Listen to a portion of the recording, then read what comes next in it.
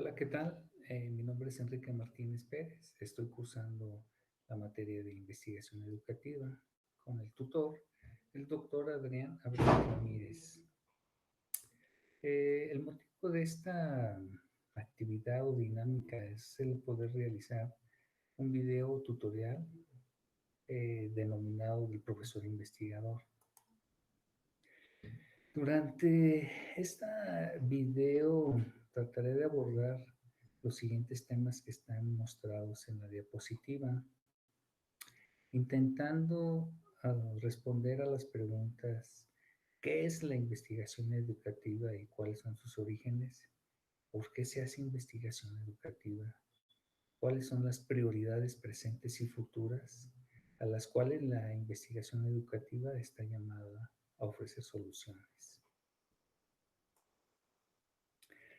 En esta diapositiva de antecedentes históricos de la ciencia y su relevancia en la investigación, aunque si bien la historia de la civilización nos revela que la educación es un hecho que se ha producido en todas las épocas y en todos los pueblos como función esencial de la misma sociedad, también es un hecho que la investigación educativa como disciplina es relativamente reciente.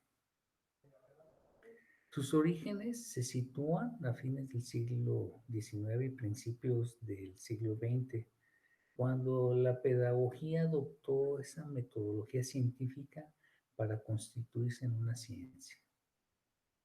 Esta conversión científica no fue un mérito o un mero producto al azar, sino fue el resultado de un largo proceso.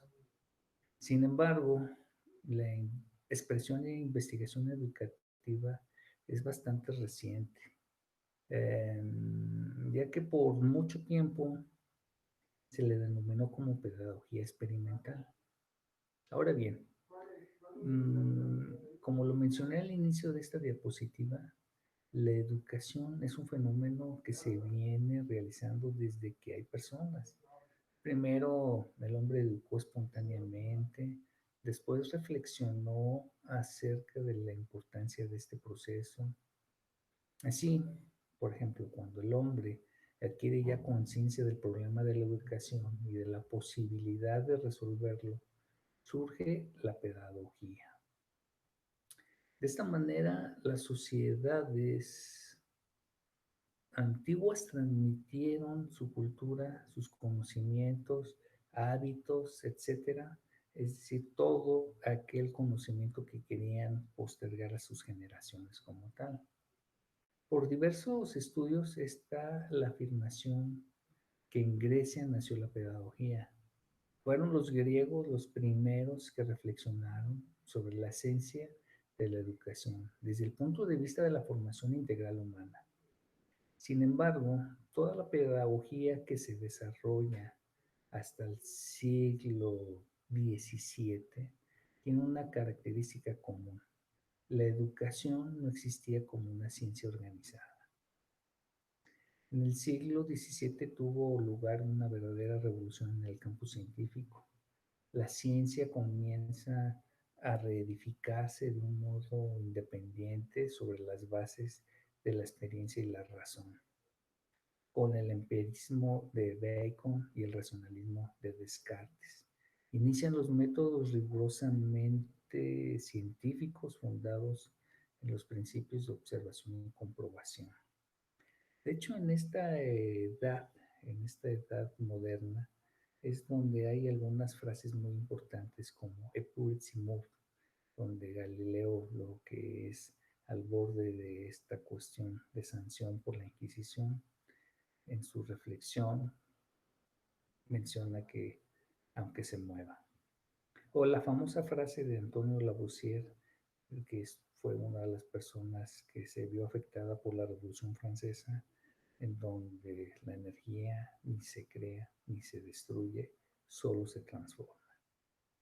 Es en el siglo de 1493 a 1789 en donde existe un despertar con relación a lo que es la investigación, a la ciencia como tal. En el siglo XVII, también hubo algunos eventos importantes e históricos en la educación. Por ejemplo, Radke puso de relieve la necesidad en la educación del arte de enseñar que debía practicarse según reglas determinadas. Ahí es cuando empezamos a ver esta educación sistematizada como tal. Pero fue Juan Amos Comenio en 1592 a 1670 quien emprendió la ardua empresa de dar estructura y fundamento científico a la didáctica.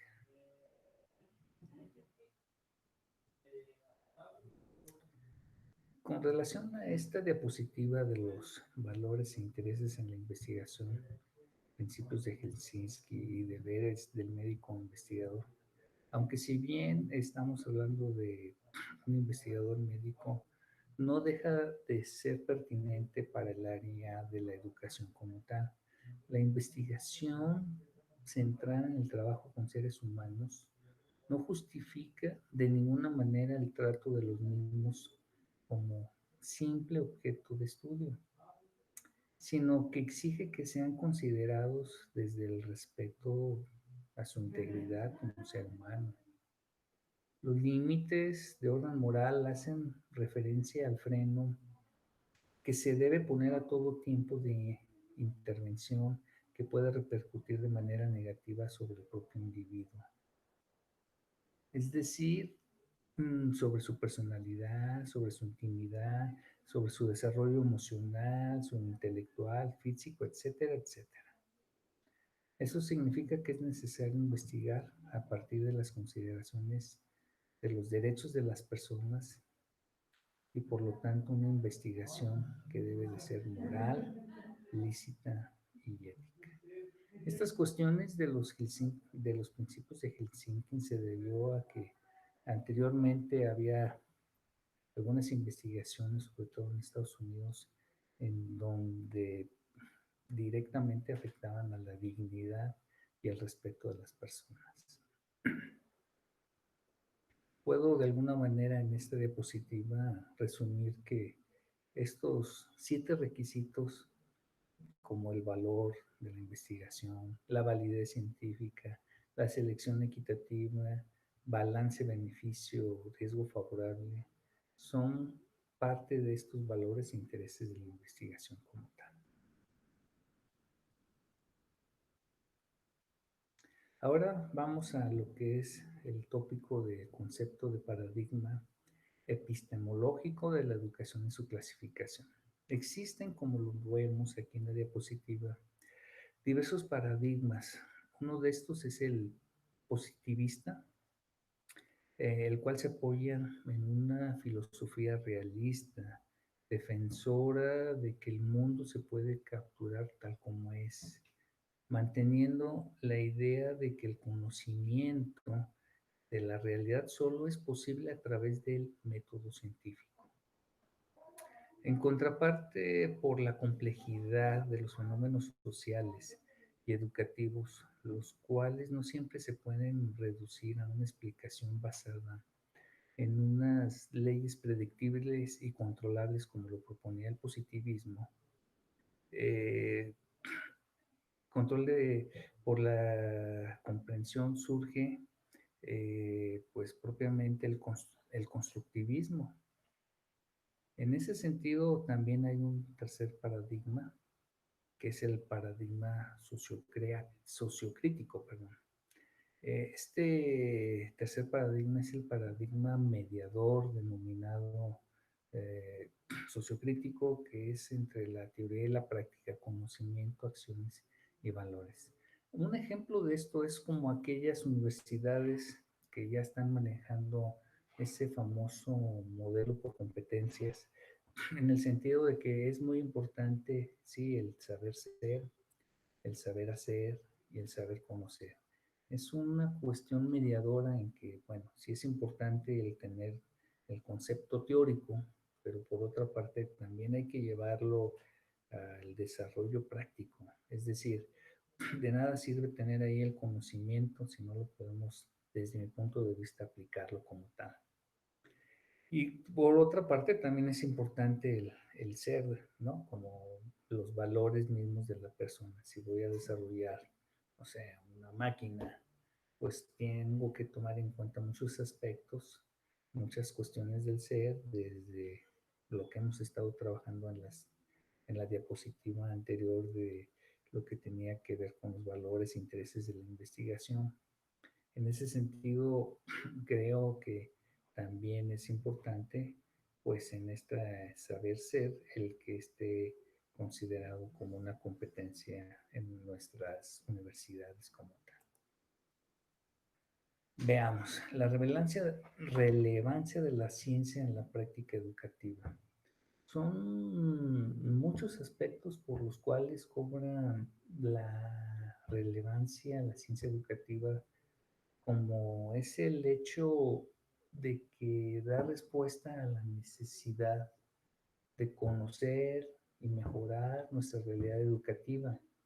Además, al innovar en educación con proyectos y después al analizar los resultados de eficacia de dichas innovaciones, se avanza en la mejora del proceso educativo. Esto facilita poder intervenir para potenciar, modificar y mejorar las situaciones educativas. Un ejemplo es, como lo señala Marco, donde propone una formación por competencias que permita a la persona interaccionar con un mundo laboral diverso.